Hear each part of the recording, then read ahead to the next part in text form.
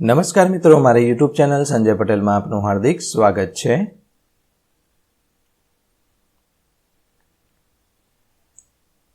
મિત્રો, આજે આપણે ધોરણ 9 વિષય છે સામાજિક વિજ્ઞાન, તેનો પાઠ 15. પાઠનું નામ છે જળ પરિવાહ. તેની સ્વઅધ્યયન પોથીનું સંપૂર્ણ સોલ્યુશન આજે આપણે આ વિડીયોની અંદર જોવાના છીએ. પરંતુ તે પહેલાં જે મિત્રો અમારી ચેનલમાં નવા છે, જેમણે હજુ સુધી અમારી ચેનલને સબસ્ક્રાઈબ નથી કરી, તે અમારી ચેનલ જરૂર સબસ્ક્રાઈબ કરે, વિડીયો લાઇક કરે, શેર કરે અને બેલ નોટિફિકેશન આઇકોન ઓન કરે, જેથી અમારા દરેક નવા વિડીયોની નોટિફિકેશન તમારા મોબાઈલની સ્ક્રીન પર મળી શકે. શરૂ કરીએ સ્વઅધ્યયન પોથીનું સોલ્યુશન. તેનો વિભાગ એ જોડકા જોડવાના છે. પહેલું સિંધુ નદી, તેમાં ઓપ્શન બી તિબ્બત. ગંગા નદી, ઓપ્શન સી ગંગોત્રી.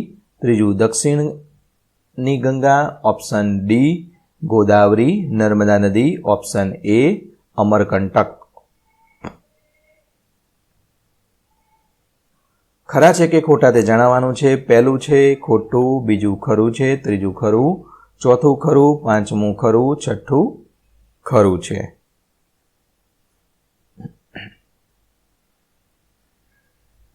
મિત્રો, આ દરેક વિડીયોનું PDF સ્વરૂપે સોલ્યુશન મેળવવા માટે તમારા મોબાઈલના પ્લે સ્ટોરમાં વિશ્વગુરુ સર્ચ કરી એપ્લિકેશન ઇન્સ્ટોલ કરી શકશો. તદ્દન ફ્રી એપ્લિકેશન છે. કોઈપણ પ્રકારનો ચાર્જ તમારે એપ્લિકેશન વાપરવાનો આપવાનો નથી.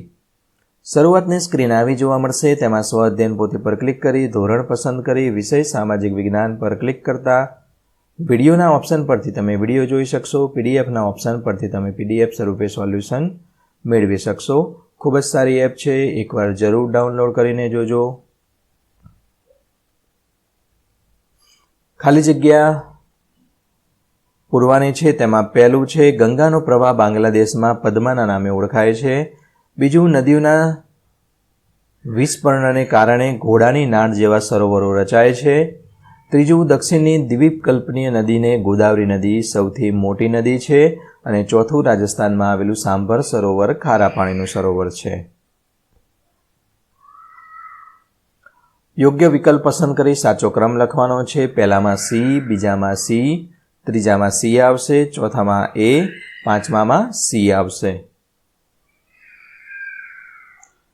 વિભાગ બી છે. નીચે આપેલા પ્રશ્નોના મુદ્દાસર જવાબ આપો. તેમાં પહેલું છે દ્વીપકલ્પીય ઉચ્ચ પ્રદેશમાંથી નીકળતી નદીઓના નામ જણાવો.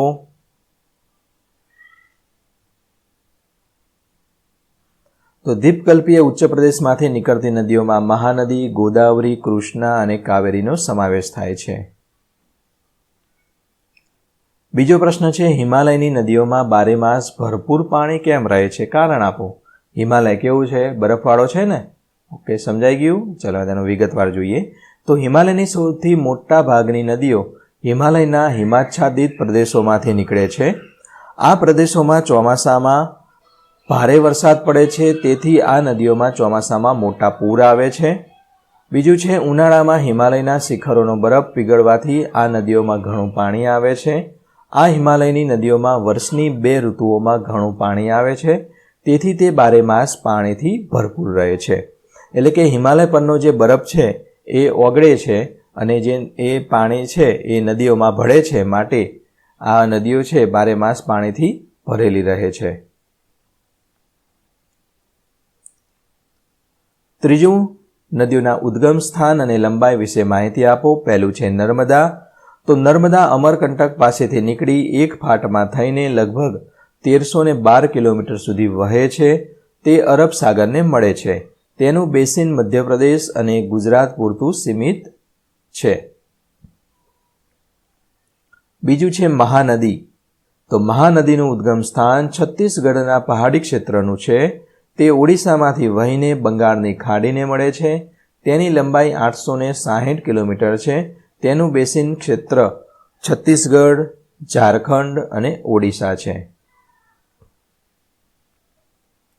વિભાગ સી, મુદ્દાસર જવાબ આપો. પહેલું, નદી પરિવારની વિભિન્ન અવસ્થા વિશે સમજાવો. તેનો જવાબ જોઈએ. તો નદી પરિવારની વિભિન્ન 3 અવસ્થાઓ, જે ઉપરવાસ, મધ્યસ્થ ભાગ અને હેઠવાસ છે. નદી જ્યારે પર્વતીય ક્ષેત્રમાંથી નીકળે છે ત્યારે ત્યાં તીવ્ર ઘસારણ કરે છે. અહીંથી પોતાની સાથે પુષ્કળ પ્રમાણમાં રેતી અને કાંપ લઈને આવે છે. મધ્ય તથા હેઠવાસના નદીઓમાં પ્રવાહ ધીમો પડે છે. અહીં તેઓનું અપવહન વિસર્પી એટલે કે સર્પાકાર જોવા મળે છે.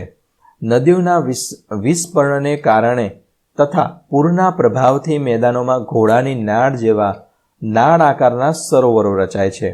મુખ પ્રદેશ આગળ નદી અનેક શાખાઓમાં વિભાજિત થાય છે. કાળક્રમે એટલે કે સમય પસાર થતા આ વિભાજિત ભાગ ત્રિકોણ આકારના અતિશય રસાળ ફળદ્રુપ ભાગમાં રૂપાંતર પામે છે, જેને ડેલ્ટા કહે છે. બીજું છે સરોવરની ઉપયોગિતા જણાવો. તેનો જવાબ જોઈએ તો ભારતના કેટલાક સરોવરો નદીઓના ઉદ્ભવ સ્થાન છે, જેમ કે અમરકંટક સરોવરમાંથી નર્મદા નદી નીકળે છે. બીજું છે વધારે વરસાદવાળા વિસ્તારમાં આવેલા સરોવરોમાં વધુ પાણી એકઠું કરી તેનો ઉપયોગ સિંચાઈમાં, પીવામાં અને ઘર વપરાશ માટે થાય છે. સરોવરના પાણી દુષ્કાળ વખતે ઉપયોગી છે. ચોથું, નદીઓ પર મોટા બંધો બાંધી બનાવેલા સરોવરનું પાણી સિંચાઈ તેમજ જળ વિદ્યુત માટે ઉપયોગી થાય છે. પાંચમું, ઘણા સરોવરો કુદરતી સૌંદર્યમાં વધારો કરતા હોય છે, તેથી એ સરોવરને સહેલગાહ એટલે કે ફરવા માટેના પ્રવાસન સ્થળો તરીકે વિકસાવી શકાય છે.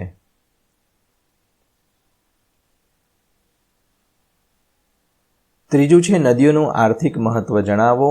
તેનો જવાબ જોઈએ. તે નદી આપણને ઘણી રીતે ઉપયોગી છે. તે કુદરતી સંસાધન છે, માનવીની આર્થિક જરૂરિયાતો પૂરી પાડે છે, ખેતી અને ઉદ્યોગોના વિકાસ માટે ઉપયોગી છે. વિશ્વની પ્રાચીન સંસ્કૃતિનો ઉદ્ભવ અને વિકાસ નદી તટે જ થયો હતો. ભારતમાં અનેક મોટા શહેરો નદી કિનારે વિકાસ પામ્યા છે, દાખલા તરીકે દિલ્હી, કોલકાતા, અમદાવાદ, સુરત વગેરે. બારે માસ વહેતી નદીઓ આંતરિક જળમાર્ગ માટે ઉપયોગી છે. મિત્રો, આ દરેક વિડીયો છે તે તમને કેવો લાગ્યો કોમેન્ટમાં જરૂર જણાવજો. કોમેન્ટનો રિપ્લાય અવશ્ય આપવામાં આવશે.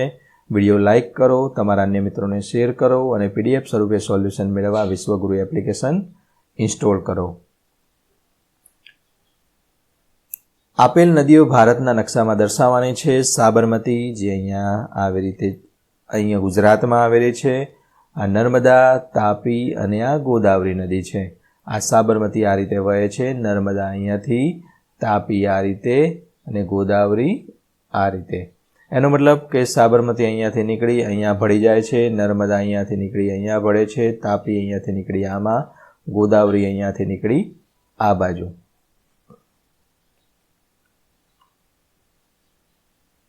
સવિસ્તાર જવાબ આપો. પહેલું, સિંધુ નદી પ્રણાલી વિશે વિસ્તૃત માહિતી આપો. તો સિંધુ નદી વિશે જે વધારાની જે માહિતી છે, વિસ્તૃત માહિતી અહીંયા આપેલી છે. આ પ્રમાણે તમે સોલ્યુશનનો જવાબ છે તે લખી શકશો.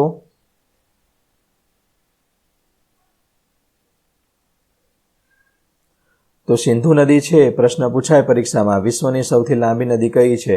તો તે સિંધુ નદી છે, જેની લંબાઈ 2900 કિલોમીટર જેટલી છે, 2900 કિલોમીટર. નદી પ્રદૂષણ અટકાવવા ઉપાયો જણાવો. તો નદી પ્રદૂષણ જે થાય છે તે અટકાવવા માટે આપણે શું કરી શકીએ તેના ઉપાયો.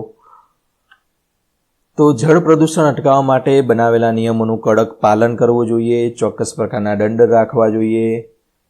રાષ્ટ્રીય નદી સંરક્ષણ યોજના દ્વારા જળ શુદ્ધિકરણ બનાવેલા કાર્યક્રમો અમલમાં મૂકવા જોઈએ. ઔદ્યોગિક એકમોનું દૂષિત પાણી ન ઠાલવે તે માટેના કડક નિયમો બનાવવા જોઈએ, અથવા તો શુદ્ધ કરીને પાણી ઠાલવે તેવું કરવું જોઈએ. દૂષિત પાણીને શુદ્ધ કર્યા પછી તેનો નિકાલ કરવો જોઈએ. બધા નાગરિકોએ નદીનું પાણી ચોખ્ખું રહે તે માટે નદીમાં કચરો છે એ પાણીમાં ન ભળે તેવી કાળજી રાખવી જોઈએ. તો અહીંયા પાઠ્યપુસ્તકનો પાના નંબર 15.3 ઉપર પાઠ્યપુસ્તકનું 15.3 ટોપિક છે. પાના નંબર છે 114.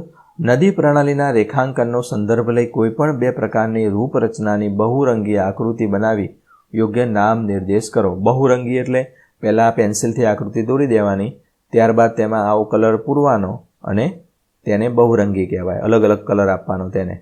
અહીંયા છે વૃક્ષ આકારની રૂપરચના છે અને જાડી આકારની રૂપરચના છે. આની અંદર જોશો તો ઝાડવું હોય તેવું લાગે છે અને જાડી આકાર જે બ છે તેમાં જાડી હોય તે રીતનું આપણને દેખાય છે. તો આશા રાખું મિત્રો આ વિડીયો છે તેનું સોલ્યુશન તમને સારી રીતે સમજાઈ ગયું હશે. વિડીયો સારો લાગે તો લાઇક કરો, કોમેન્ટ કરો, તમારા અન્ય મિત્રોને શેર કરો અને PDF સ્વરૂપે સોલ્યુશન મેળવવા વિશ્વગુરુ એપ્લિકેશન ઇન્સ્ટોલ કરો. ફરી મળીશું આગળના વિડીયોમાં. ત્યાં સુધી આવજો.